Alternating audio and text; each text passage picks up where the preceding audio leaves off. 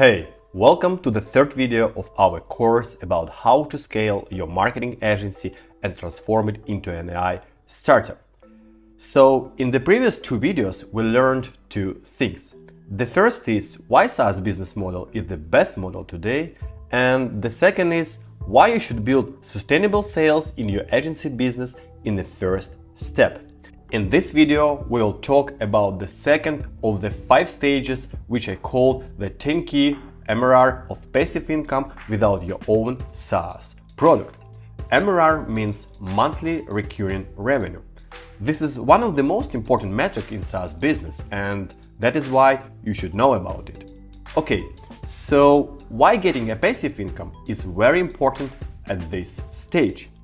As I said before, I had my own agency business and I was selling my digital marketing service like Facebook ads, email marketing, CRM implementation, and so on. And in the beginning, I thought that agency business can grow with a line logic. More customers, more people for delivering service, more money. But the problem is that this model works pretty well when you have, let's say, 20 employees and maybe 50 customers. If you have less than 20 employees, I think you feel a lot of energy and you say something like, okay, let's do it, let's fuck this world. But if you have more than 20 employees, you start to figure out that something going wrong and this world works not like you think. Maybe at this moment, when you have 20 employees, you even can feel a little bit sad and you have thoughts like, maybe I made the wrong decision when I started agency business. And actually, guys, this is absolutely okay. I know how you feel. When you look at the agency business from the outside, it looks like that the numbers of customers is growing, the team is growing, the agency revenue is growing. It's looked like a huge success. But when you look from the agency owner's side, it's looked like all growing, but one key metric is not. And this metric is the agency owner personal income. And it happens because the agency business margin is quite low. When you have less than 20 employees, you speak to them directly.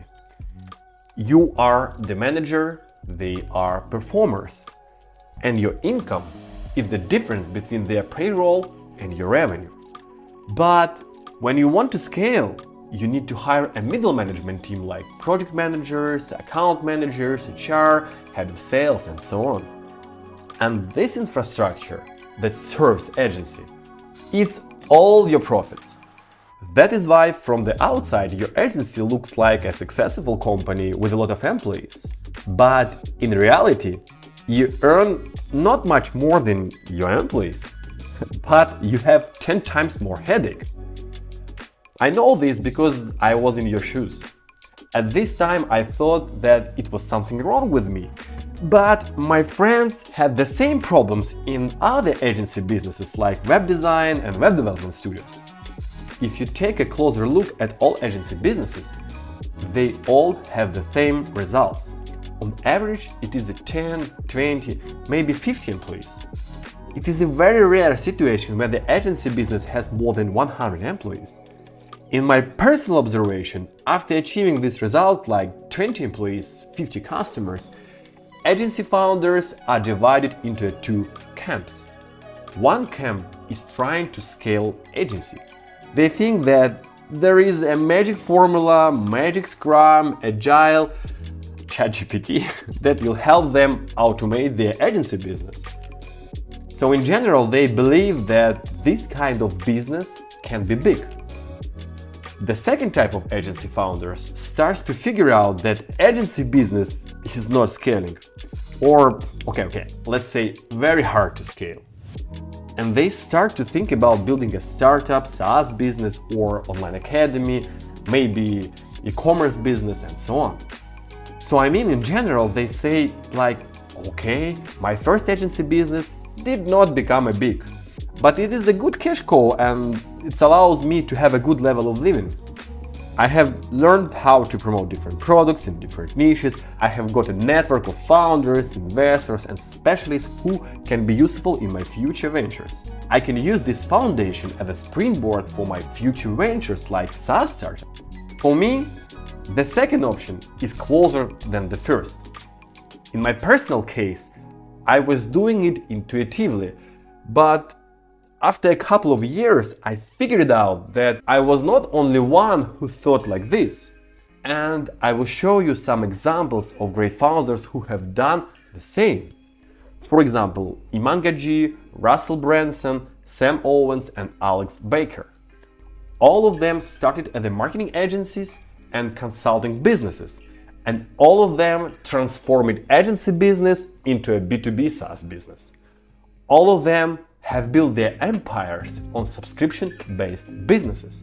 Iman Gadzhi launched Flozy. The previous name was Agency Flow, and now 80,000 people pay a couple of $100s per month for his product. Sam Owens launched School. I don't know the clear numbers, but according to SimilarWeb, School website is visited by 7 million of people and primarily from the US. And it means that it's fucking good business, you know? Alex Baker launched Heroes. This is a platform for ad analytics, and he sold it for $110 million. And I think Alex made tens of millions of dollars from this deal. And finally, Russell Branson and ClickFunnels. ClickFunnels revenue is 160 million, and potentially it can be evaluated at 2, 3, maybe $5 billion. And this is a bootstrap company without venture capital investments. So let's be honest, Russell is fucking a rock star. The main point of this story is that if you want to earn good money, yeah, you can do agency business, you will not be poor. But if you want to be a rock star and earn fucking tens of millions of dollars, you should build a startup, get a subscription-based business, and sell the equity. But you may say, Anton, it's fucking obvious, but how can we sell software when we don't have our own subscription-based product? And this is the right question. When you start to switch your service-based mindset to subscription-based mindset, you start to see opportunities that you didn't see before. Actually, that is why I recorded this video about how to get 10K MRR of passive income without your own SaaS product. How I did it? So in my agency time, at the one point I realized that all my customers were using CRM system, marketing automation software, and email marketing software. All these apps have an affiliate program or white label programs. So when you sell this software, vendors pays you 55% of all sales, and it's a lifetime sales, recurring revenue. It means that if the customer uses this software for 5 years, you will get a commission for all these 5 years. And I thought, what if I will be oriented for selling affiliate software subscriptions first and not for marketing service?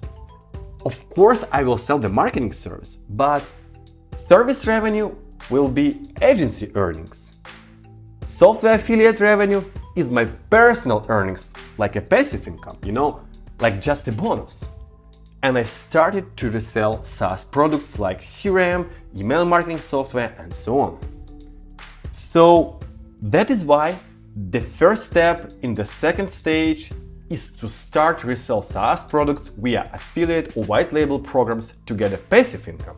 Now I'm showing you the partner account of one of the software that I was selling. And you can see that one of our customers made the first payment in November 2019. The payment was $3,000. Now I'm scrolling up and you can see all these payments. The last payment was in October 2023 when I'm recording this video. And they continue to pay me even when I'm doing another startup. The next example is the same. A customer paid me the first $500 in May 2020. And the last payment of $800 was also in October 2023. In general, in this partner program, I have 100 customers that still pay me every month. Of course, not all of them pay $3,000, but this money is the passive income, and I am doing nothing to get this recurring revenue. That is how I have built a foundation for my future API-based startup. So the next step in this journey is to get 10K of passive income because it makes you independent. Passive income gives you a time to dream and think about big goals.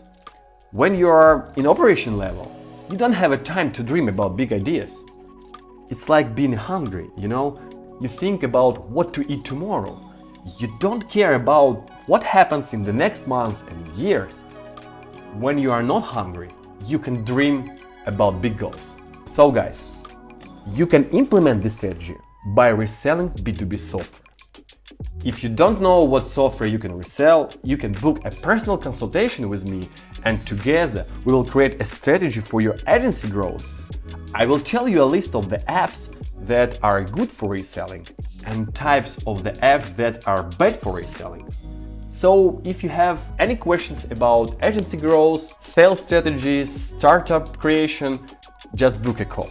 And we will create a step-by-step roadmap on how you can scale your agency business and launch a tech startup. Okay, moving forward. In the beginning, when you look at all this stuff, you think that it's not very interesting and not useful. But, as I said before, the main question is how to get recurring revenue as quickly as possible. All these steps played a significant role in my life, because when I was reselling software, I became an expert in the MarTech software landscape, and I started to see the opportunities in the market for my future startup. And this is the third step in this stage, to become an expert in a niche. And it doesn't mean becoming a specialist who can do the job, I mean, become an expert who understands the tools landscape. When you are an expert in a tools landscape, you know how to build your own tool. That is why I told you about all these boring steps. Because without these steps, you can't find the customer's problem that your future product will solve. A lot of people come to my coaching program for agency scaling who don't do the startups, but they want. So why don't they launch a startup? Because they don't have an ideas. They don't know what solution they can offer. That is why it is very important to resell other software. You start to see the problems. Problems are potential solutions. The solutions are the startup's ideas. When you have a clear idea, you can find a team and investors who will believe in this venture. In my case, we were implementing marketing automation software for all our customers, and at all times we saw that these companies needed API integrations to transfer data. We recommended Zapier every time, and we didn't bring any commission because Zapier doesn't have any affiliate program. So that is why we decided to create our own Zapier named API Way. The same things with the guys that I told you about a couple of minutes. Iman had his own agency business, and he had a lot of students that were running agency business. He knew their problems and he launched a product to resolve their problems. Alex Baker's case is the same. He was teaching how to run Facebook ads and he knew the problem with ads analytics. So that is why he launched Heroes.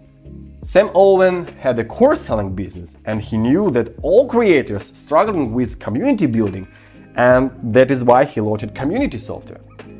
If they hadn't run an agency business, they wouldn't know customers' problems. In my case, it was an aha moment when I realized the opportunity to build my own startup.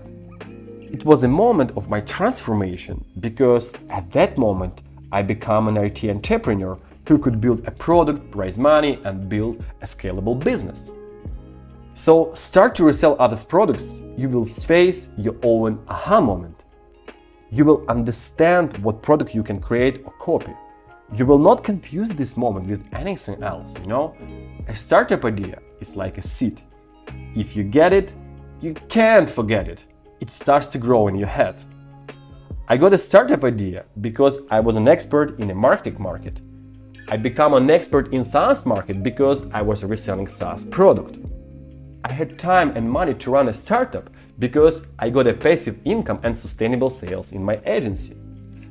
Also, I had leads for my future product, API way, because I had my existing customers for marketing service. So guys, let's summarizing.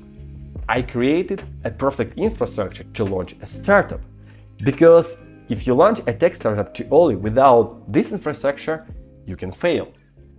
So if you want to do the same things, let's schedule a consultation and I will tell you more in details about how this strategy works and how you can implement this strategy in your business.